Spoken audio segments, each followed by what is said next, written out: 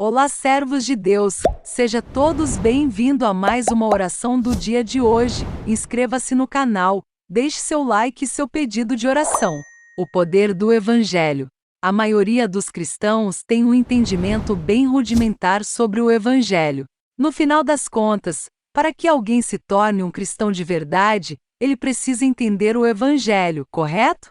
A verdade é que, se alguém quiser experimentar a verdadeira salvação, esta pessoa precisa saber e entender como Deus nos salva, o que é parte vital do Evangelho. Mas o Evangelho é muito mais do que isso. O Evangelho descreve os parâmetros pelo qual Deus se relaciona conosco e como Ele trabalha em nossa vida.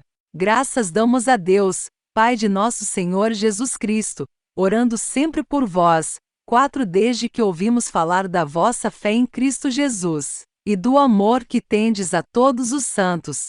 5 Por causa da esperança que vos está reservada nos céus, da qual antes ouvistes pela palavra da verdade do Evangelho. 6 Que já chegou a vós, como também está em todo o mundo, e já vai frutificando como também entre vós, desde o dia em que ouvistes e conhecestes a graça de Deus em verdade. Veja como Paulo conecta o fato do Evangelho frutificando ao fato que os antigos cristãos entendiam muito bem sobre a graça de Deus em verdade. Assim como o amor de Cristo, a graça de Deus tem largura, comprimento, altura e profundidade, compare com Efésios. Pelo Espírito Santo, podemos explorar a largura, o comprimento, a altura e a profundidade do Evangelho para que possamos compreender a graça de Deus em verdade. O resultado desta revelação é que o Evangelho irá começar a frutificar e crescer como nunca experimentamos antes. É como se estivéssemos grávidos de algo que sabemos que irá mudar a nossa vida por completo. Romanos 1:16 diz assim: Porque não me envergonho do Evangelho de Cristo, pois é o poder de Deus para a salvação de todo aquele que crê, primeiro do judeu e também do grego. Na introdução à carta aos Romanos, Paulo faz uma afirmação um tanto descarada. Ele diz não se envergonhar do Evangelho, porque é o poder de Deus. De acordo com Vincent S. Ward Studies, a afirmação, o Evangelho é o poder de Deus, significa, não somente um meio poderoso nas mãos de Deus, mas em si mesmo é uma energia divina. Paulo não diz que o Evangelho contém o poder de Deus, nem tampouco diz que é a chave que abre a porta para o poder de Deus. De acordo com Paulo, o Evangelho é o poder de Deus. Um exemplo prático. Vamos ver um exemplo da nossa vida diária para poder entender como isso funciona. Um carro deve andar com combustível, certo? Os carros vêm equipados com um tanque de combustível e um motor interno de combustão precisamente acertado para converter a gasolina ou etanol em movimento para o carro. Mas, até que o tanque esteja com combustível e seja dada a partida no motor, o carro não passa de um peso morto.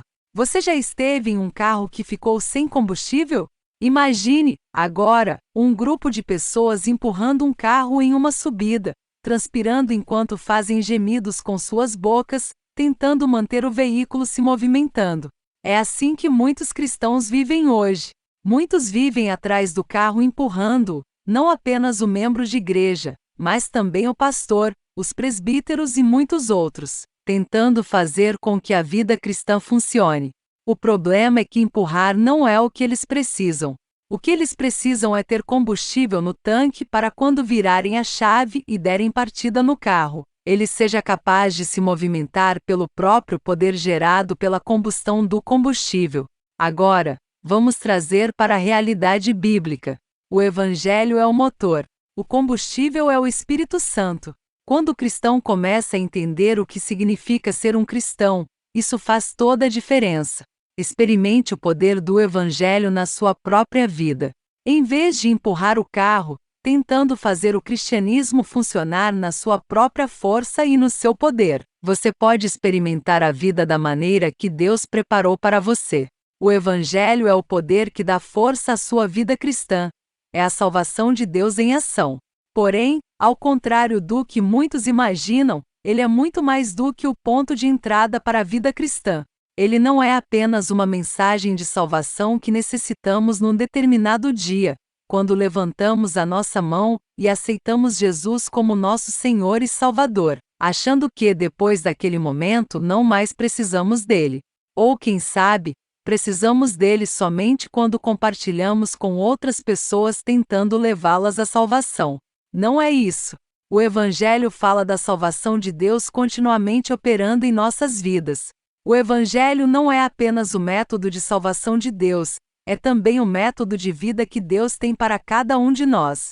O Evangelho foi planejado por Deus para englobar todas as áreas da sua vida. É um Evangelho completo para a vida cristã. Compartilhe o vídeo com seus familiares e seus amigos. Deixe seu like e seu comentário. Deixe seu pedido de oração.